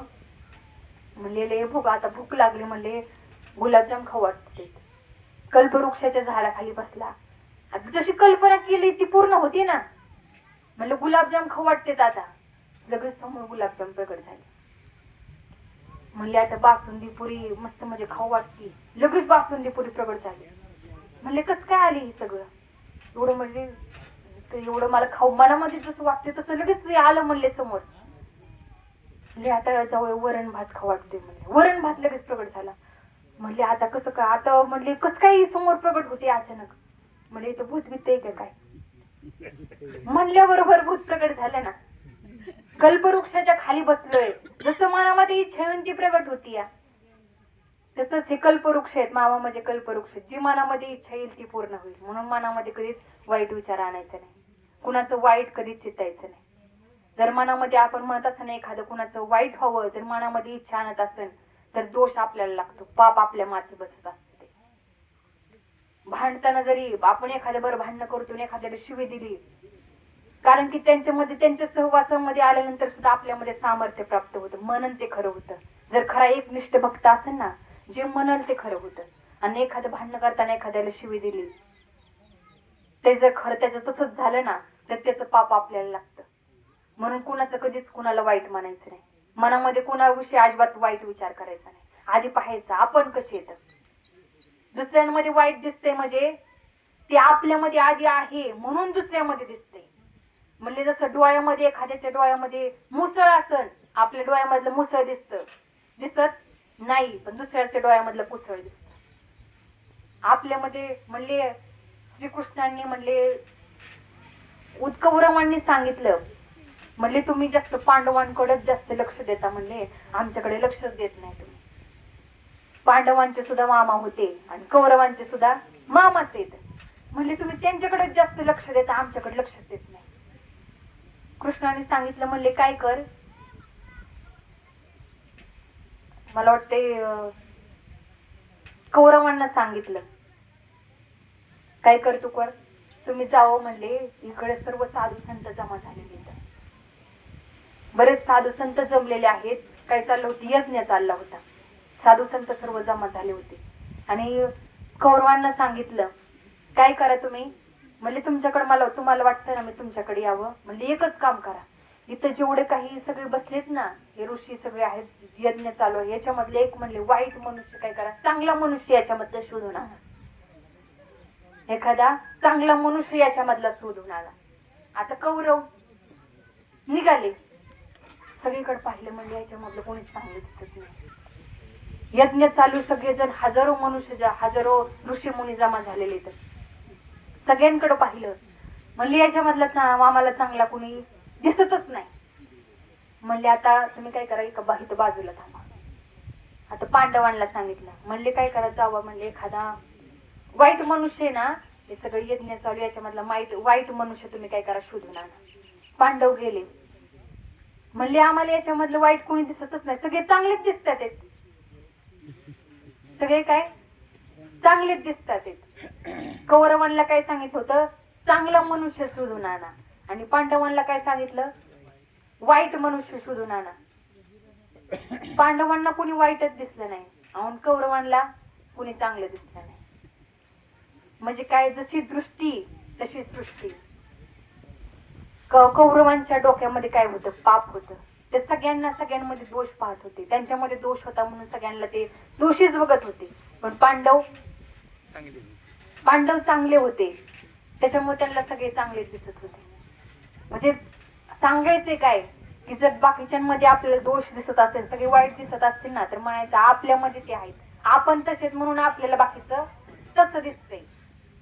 आधी आपल्याला सुधारायचं, जग सुधारायचा प्रयत्न करायचा नाही, आधी आपल्याला सुधारायचं. संत सांगतात आधी स्वतःला सुधारा, स्वतःमध्ये बदल करा. जगामध्ये बदल करण्यासाठी जाऊ नका.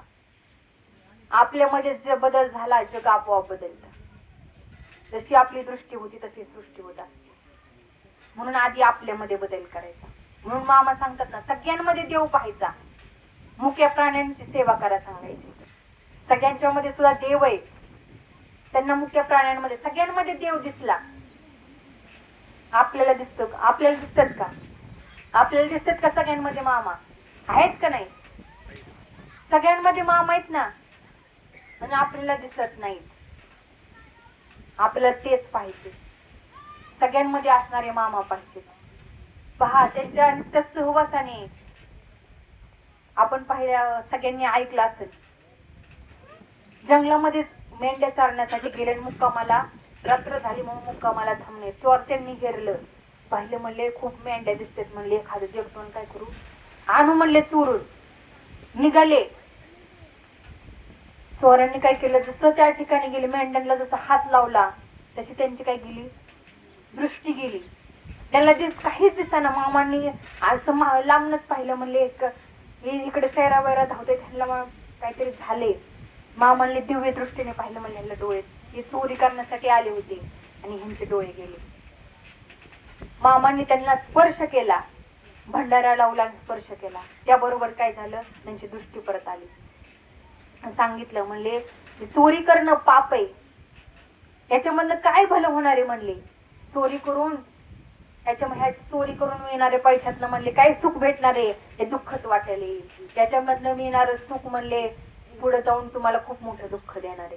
म्हणून हे सगळं चोरी करणं सोडून द्या आणि भगवंताच्या भक्तीला लागा, सन्मार्गाला लागा, काहीतरी काम धंदा करा, कष्टाचे खा, कष्टाने कमवा आणि कष्टाने खा, निश्चितच त्याच्यामध्ये सुख मिळेल. मामांच्या एका वचनावरती त्यांनी सगळं चोरी सोडून दिले आणि काय करे, कष्टाने कमवायला लागले.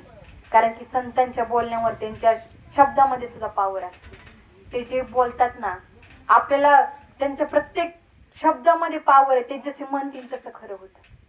कारण की देव कोणाचा भक्ताचा शब्द कधीच खाली पडू देत नाही.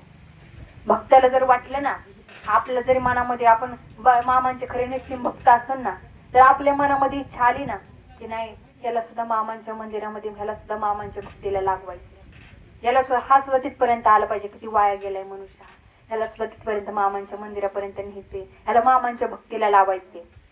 मनामध्ये जर इच्छा आली ना, जसं आपण मनामध्ये इच्छा आली तसंच होतं.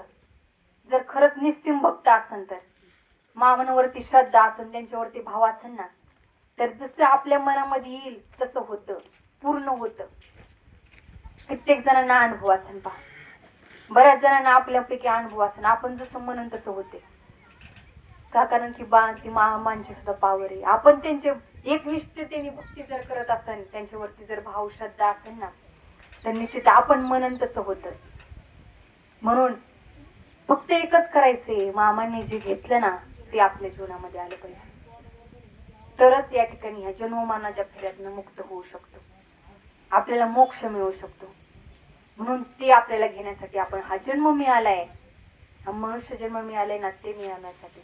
भगवान श्रीकृष्ण सुद्धा सांगतात अर्जुनाला, अरे अर्जुना, या मृत्यू लोकामध्ये आला ना, काय कर, आता काय कर, तू जन्म मरणाचा फेऱ्या तोडण्याचं साधन कर. मग कोणतं साधन आहे? जन्म मरणाचा फेऱ्या तर तोडायचा आहे. हा मनुष्य देहामध्ये आलो कशासाठी? परमार्थ करायचा, देव प्राप्त करण्यासाठी. कशासाठी परमार्थ करायचा? का मोक्ष मिळवण्यासाठी? कशासाठी परमार्थ करायचा? बऱ्याच जणांना वाटतं आम्हाला देव प्राप्त करण्यासाठी परमार्थ करायचा. म्हणणारे देव तर जवळच आहे, देव प्राप्त करण्यासाठी परमार्थ करायचा आहे. देव प्राप्तच आहे, प्राप्ताची प्राप्ती होत नाही, तो प्राप्तच आहे. फक्त परमार्थ कशासाठी करायचा आहे? जन्म मरण तोडण्यासाठी भक्ती करायची, जन्म मरण तोडण्यासाठी भक्ती करायची. जन्म मरण कशाने तुटन? तोडायचे. कशाने तुटन जन्म मरण? जे शंकराने पार्वतीला जे दिलं होतं ना, ते साधन मिळाल्यानंतर, मामांना जे मिळालं होतं ना, ते साधन मिळाल्यानंतर त्यानेच जन्म मरण तुटणार आहे. ते नाम तुकाराम महाराज म्हणतात, ते कधीच आहे, ते अनादी कालापासून ज्याच्या बळावरती ब्रह्मदेवाने ही सृष्टी निर्माण केली, ते नाम आहे. ते नाम जे ब्रह्मदेवाने ह्या सृष्टी निर्माण करू शकला, ते नाम ते आपल्याला मिळालं पाहिजे. जे सर्व साधू संतांना, तुकाराम महाराजांना, ज्ञानेश्वर महाराजांना, मच्छिंद्रनाथाने जे दिलं, मच्छिंद्रनाथापासून जे परंपरा आपण पाहिली, ज्ञानेश्वर महाराजांना जे मिळालं होतं ते कसे, ते घोडे ज्ञानदेव मौन जपमाळा अंतरी धरोणी श्रीहरी जपे सदा. ते उघड उघड करता येत नाही. ते कसे गुप्ते ज्ञान गुढ गम्य ज्ञान देवाला झाले. कसं ज्ञान दिलं ज्ञानेश्वर महाराज म्हणतात, निवृत्ती दादाने मला दिलं ज्ञान गुढ गम्य. गुढ म्हणजे गुप्त. निवृत्तीने दिले माझ्या हाती, निवृत्तीने मला दिलं ते गुप्त ज्ञान दिलं. आणि ते गुप्त ज्ञान आपल्याला मिळालं पाहिजे. गुप्त ज्ञान म्हणजे कसलं ज्ञान, गुप्त ज्ञान कसलं भेटलं पाहिजे. गुप्त म्हणजे जे माहित नाही, जे आपल्याला माहिती नाही ते ज्ञान आपल्याला मिळवायचे. नामदेव महाराजांना आपण ऐकतो, नामदेव महाराजांनी अखंड देवाच्या शेजारी होते, अखंड देवाच्या बरोबर होते ना. रात्रंदिवस खाणं, देवाच्या बरोबरच जेवायचे, देवाच्या बरोबर आंघोळ करायचे, फिरायला जायचं म्हणलं तरी देवाच्या बरोबर, प्रत्येक गोष्ट देवाबरोबर असायची. पण तरी सुद्धा नामदेव महाराजांना देव म्हणायचे, अरे नामदेवा देखीला मी तैसा नव्हे असे विश्वव्यापक. अरे नामदेव, मला तू जसं बघतोय ना मी तसा नाहीये. तुझ्यासाठी तू हट्ट केला, तुझ्या भावासाठी मी या ठिकाणी प्रगट झालो, तुझ्या भावामुळे मी या ठिकाणी प्रगट झालो. आणि तुझ्यासाठी तुझ्या ताटामध्ये जेवतोय, तुझ्याबरोबर बोलतोय. लहानपणी ज्यावेळेस नामदेव महाराजांनी एक दिवस वडील आजारी पडले आणि रोज देवाला निवद दाखवण्याचं दिनक्रम होता. पहा, नामदेव महाराजांचा दिनक्रम होता. रोज देवाला काय करायचे, वडिलांचा दिनक्रम असायचा. देवाला ताट वाढण्याचा. नामदेव महाराजांनी वडील आजारी पडले आणि काय झालं, आईने सांगितलं, म्हणले काय करा तुम्ही. नामदेव महाराजांना सांगितलं, म्हणले तू काय कर, आता वडील आजारी पडले, देवाला एवढं निवद दाखव, देवाला जीव घाल. नामदेव महाराजांनी निघाले, म्हणले ताट दिले आईनी. चाललं नामदेव महाराज गेले देवाच्या मंदिरात, रावळ्यामध्ये गेले आणि समोर देवाचा ताट ठेवलं. म्हणले देवा जेव, देवा जेव, खा म्हणले. निवद दाखवल्याशिवाय माघारी येऊ नको, आईने सांगितलं होतं. देवाला जीव घातल्याशिवाय माघारी यायचं नाही. नामदेव महाराज म्हणले, देवा आता काय करतो, जेवण कर. देवाला देवासमोर ताट ठेवलं, रावळ्यामध्ये ताट ठेवलं आणि देवाला सांगितले, देवा आता तू जेवण कर. सांगितलं. नामदेव महाराजांना वाटायचं देवाला वडील येतात म्हणजे त्यांनी काहीतरी आपल्यासारखं चारतात, आपल्यासारखं देव काय करतात, सगळं खाऊन टाकतो. आता लहानच होते ते, त्यांना काय कळते. नामदेव महाराजांनी देवाच्या समोर गेले तर म्हणले, देवा तू जेवण कर, तू खा. आता मूर्ती कशी खाणार. नामदेव महाराजांनी डोकं आजायला लागले, म्हणले रडायला लागले, नाही म्हणले तू खा, जोपर्यंत तू खात नाही मी इथनं जाणार नाही. मला आईने सांगितले देवाला जीव घाल, जीव घातल्याशिवाय यायचं नाही माघारी. नामदेव महाराज म्हणले, अरे देवा तू जेव, तू जेवण केल्याशिवाय मी काय घरी जाणार नाही. रडायला लागले, मोठे मोठ्याने हमरडा फोडायला लागले, देव काही जेवाना. शेवटी देवाने नामदेव महाराजांनी डोके आदायला लागली, म्हणले देवा जेव, जेवल्याशिवाय मी काही जाणार नाही. देवाला दया आली आणि देव प्रगट झाला. लहान छोटासा एक 7-8 वर्षाचा मुलगा आहे आणि डोकं आपटतो एवढं. त्याचं लहान मुलं कशी असतात, निरागस असतात, त्यांच्या अंतकरणामध्ये दुसरा कसलाच विचार नसतो. आपल्या अंतकरणामध्ये तरी संसार भरलेला असतो. पण लहान मुलांच्या डोक्यामध्ये काय असतं का, एकाग्र असतात ते, त्यांच्या डोक्यामध्ये दुसरं काहीच आहे नसतं. एवढे लहान असताना नामदेव महाराजांचे एवढे लहान निरागस, त्यांच्या एकनिष्ठ भाव होता नामदेव महाराजांना. लहान होते त्यांच्या असं म्हणल्यानंतर देवाने सुद्धा काय केलं, प्रगट झाला, देव साक्षात प्रगट झाला आणि सगळं खाऊन टाकलं. नामदेव महाराजांनी घरी ताट घेऊन गेले. आता वडील जोपर्यंत आजारी होते तोपर्यंत नामदेव महाराजांकडेच काम, देवाला जेवण घालायचं. म्हणले आई बघती, म्हणले देवाला निवद दाखवण्यासाठी, प्रसाद चढवण्यासाठी सांगितलं आणि नामदेव महाराज म्हणले येताना सगळं ताट रिकामं होते, सगळं ताट रिकामं करून येते. ते आईने विचारलं, म्हणले नामदेवा देवाला जीव घालण्यासाठी, देवाला निवद दाखवण्यासाठी तुला पाठवलं. म्हणले त्यात रिकामं कसं काय होते? नामदेव महाराज म्हणले अरे म्हणले देव सगळंच खाऊन टाकतो. आईला काय वाटलं नामदेव महाराज जाताना नामदेव काय करत असून खाद मध्येच जेवण करतो का काय, का कुत्र्या बित्र्याला टाकतोय म्हणून आईने ते म्हणली बघावं ह्याचं पाठीमागं नेमकं आज बघावं ह्याचं काय करतोय नेमकं. नामदेव महाराज रोज सारखं गेले देवाला. आई वडील दोघं सुद्धा मागं गेले. देवासमोर ताट ठेवलं आणि देवाला हात जोडल्यानं म्हणले देवा जेवण कर, देवा खा. एक घास उचलला आणि समोर असा धरला. म्हणले देवा खा. आता प्रगट झाला देव आणि खायला लागला. मूर्तीला चालत होता आणि मूर्तीने तोंड उघडलं आणि नामदेव जेवण केलं. आई वडिलांनी पाठीमाग बघितलं, हात जोडले. म्हणले नामदेवानी म्हणले किती मोठं देवाला साक्षात त्याच्या पुढे यावं लागलं, ताटामध्ये जेवण करायला लागलं. किती मोठं महात्म्य. एवढं नामदेवाचं भक्ती होती, एवढं नामदेवाचं सामर्थ्य होतं, तरी सुद्धा नामदेवाला देव मानतात. देवा म्हणतात की नामदेवा मी जसा तू मला बघतोय ना मी तसा नाही. तू तुझा हट्टापायी मी तुझ्या समोर प्रगट झालो, पण मी तसा नाहीये. मला जर ओळख करून घ्यायची असेल ना तर तुला औंढ्या नागनाथाला जावं लागेल. औंढ्या नागनाथाला गेले आणि तिथं गेल्यानंतर ज्यावेळेस नामदेव महाराजांनी म्हणले देवा आता तुम्हाला इथं पाठवतोय म्हणले. आधी नामदेव महाराजांना संतांकडे पाठवलं होतं. कुणाकडे? ज्ञानेश्वर महाराज, निवृत्ती दादा, सोपान काका, मुक्ताबाई असे बरेच संत जमा झाले होते. रावणामध्ये सगळेजण जमा झालेले. दरवाजा लावून घेतला होता. आतमध्ये सगळे भगवंताचे नामस्मरण करत बसले होते. म्हणले गोरोबा काका आता काय करा म्हणले, सगळ्यांची परीक्षा पाहिजे. कोण कच्च आहे, कुणाचं मडकं. कुंभाराचं काम असतं मडकं कच्च का पक्क बघणं. म्हणले तुम्हाला चांगलं ज्ञान आहे म्हणले, अनुभवित मडकं कच्च आहे का पक्क आहे म्हणले तुम्हीच बघा. आता गोरोबा काकांनी म्हणले चला म्हणले सगळ्यांनी बसा लाईनीमध्ये. सगळे लाईनीमध्ये बसले. सगळे डोळे बंद केले, नामस्मरण चालू केलं.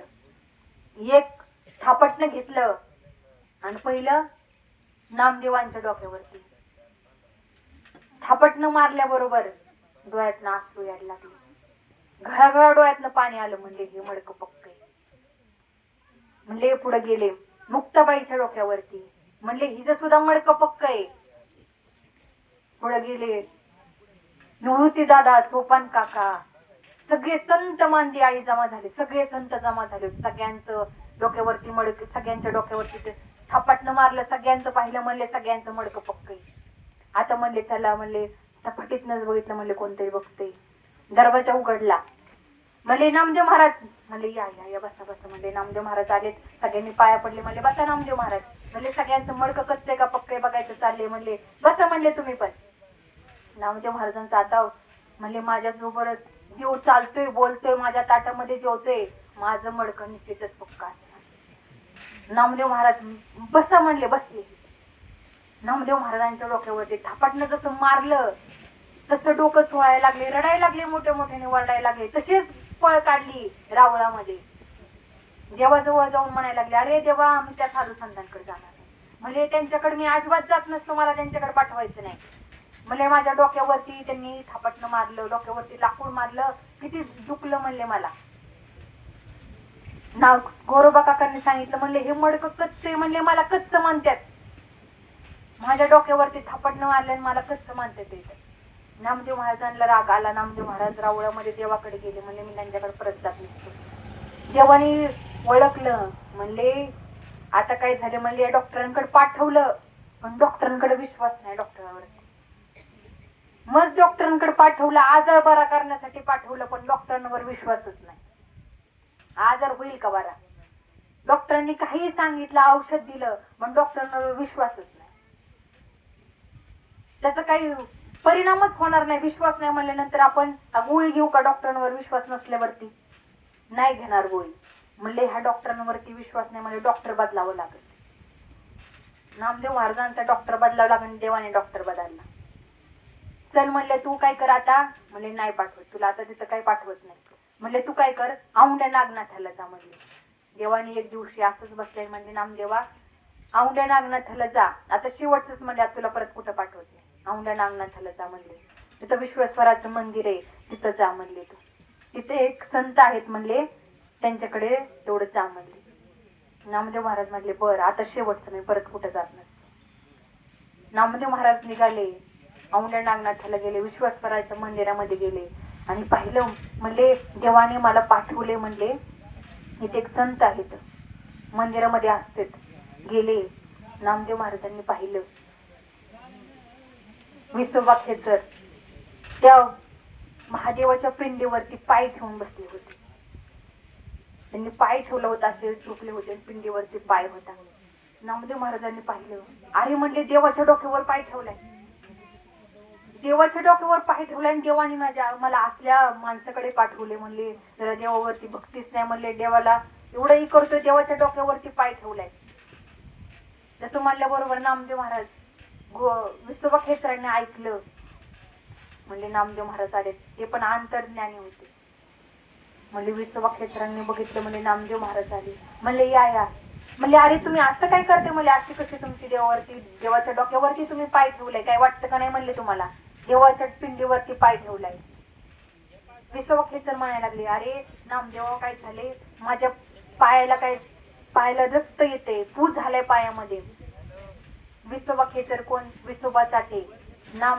एकनाथ ज्ञानेश्वर महाराजांच्या मला वाटते झोळीमध्ये ज्यांनी माती टाकली होती, वाळू टाकलेली, ही विसोबा खेचर. विसोबा चाटे.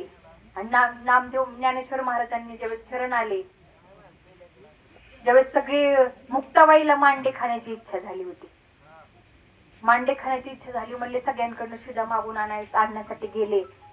आणि कुणीच त्यांनी आधी सांगितलं होतं, यांना ह्या ब्राह्मणाचे म्हणले ही पोरं आहेत ना, ह्यांना कुणी अजिबात शिदा द्यायचा नाही, भिक्षा मागाय आले तरी ह्यांना कुणी भिक्षा द्यायची नाही सांगितलं होतं. कुणीच दिलं नाही. पण काही दयाळू माणसं होती, ब्राह्मण दयाळू होते, त्यांनी काय केली, माता भगिनी म्हणली एवढीशी छोटी लहान पोरं येतं आणि त्यांना उपाशी ठेवते, त्यांना दया आली, त्यांनी थोडीफार भिक्षा वाढलेली होती, थोडीफार दिली होती. पण विसोबा खेचरांनी पाहिलं, म्हणले ह्यांना भिक्षा वाढली, ताटामध्ये वाळू टाकली, त्यांच्या झोळीत वाळू टाकली. आणि तसंच ज्यावेळेस ज्ञानेश्वर महाराज घरी आले, त्यावेळेस दार लावून घेतलं होतं, त्यावेळेस ताटीचे अभंग मुक्ताबाईंनी ताटीचे अभंग त्यावेळेस रचलेले पहा, ताटीचे अभंग म्हटलेले. त्यांनी शिधा मागून आणला, ज्ञानेश्वर महाराज बाहेर आले. आता म्हणजे आपल्याला काय करायचे, मांडे भाजायचेत, मांडे करायचेत, मांडे भाजायचे. आता चूल नाही घरामध्ये, म्हणले भाजायचे कसे मांडे. म्हणून निवृत्ती दादा म्हणले काय कर, निवृत्ती दादांना इच्छा झाली होती मला वाटते मांडे खायची.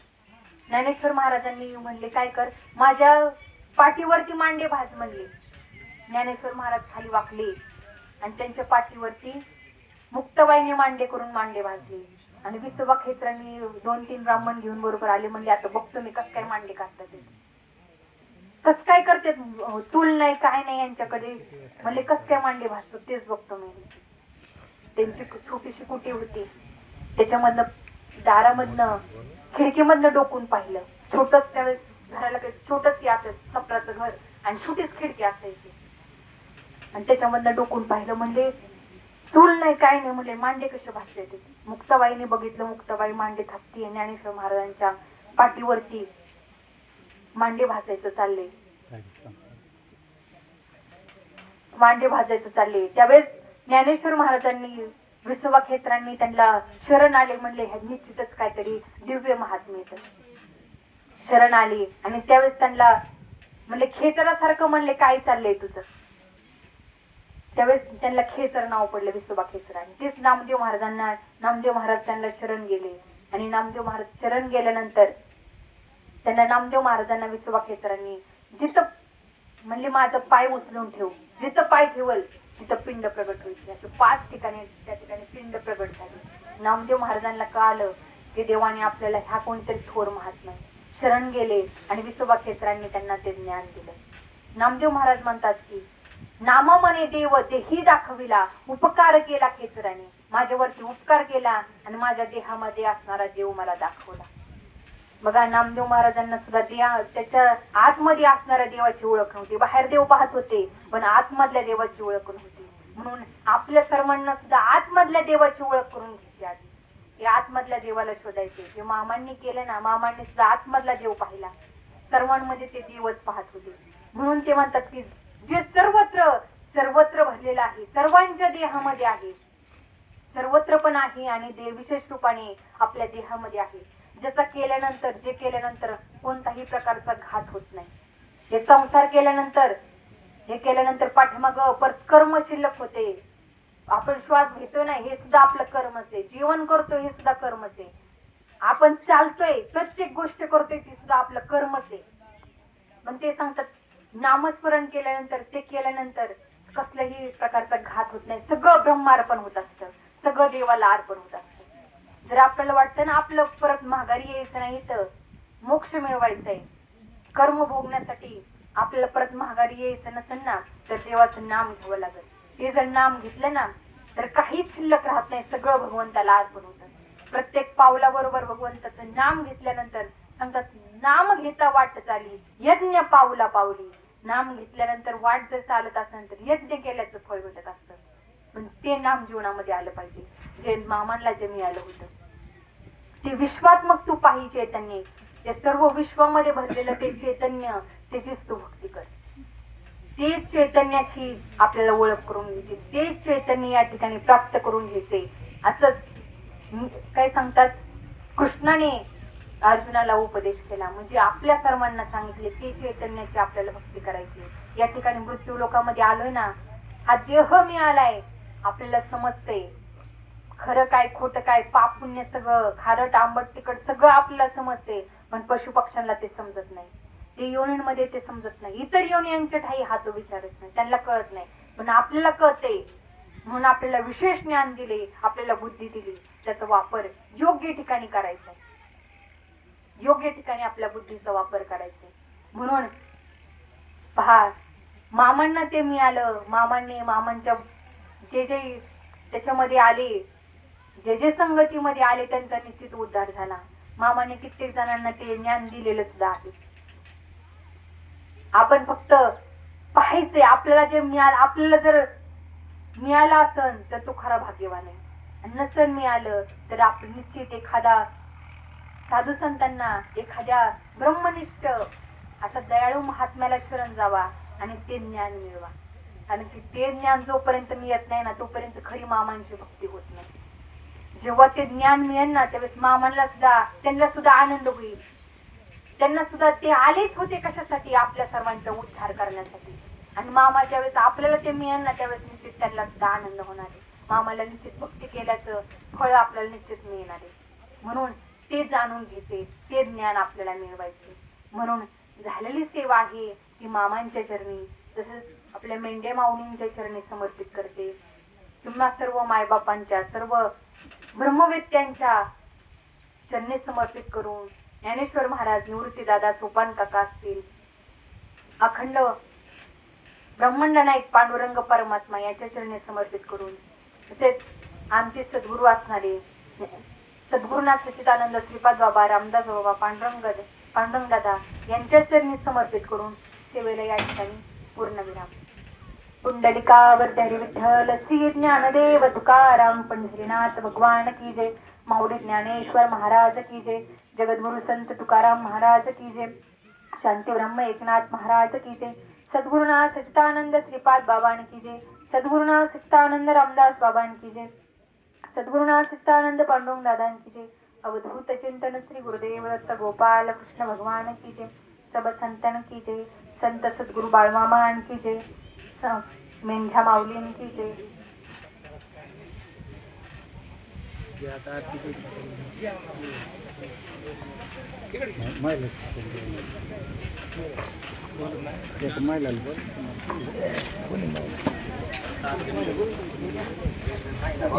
महिला